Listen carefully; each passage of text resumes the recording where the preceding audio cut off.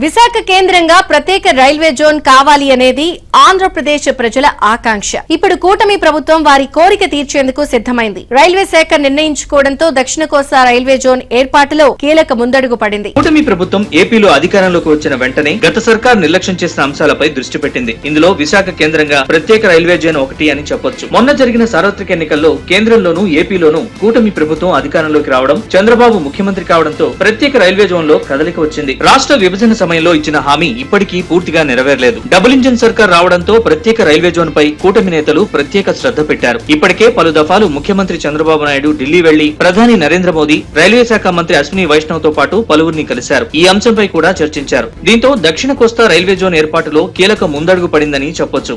ఇందులో భాగంగానే విశాఖలో జోనల్ కార్యాలయ నిర్మాణానికి రైల్వే శాఖ టెండర్లు పిలిచింది. 9 అంతస్తులు 2 సెల్లార్ పార్కింగ్ ఫ్లోర్లతో కలిపి మొత్తం 11 అంతస్తుల్లో భవన నిర్మాణం చేపట్టనున్నారు. జీఎం కార్యాలయం సహా ఇతర పరిపాలనా భవనాలు ఇందులో ఉండనున్నాయి.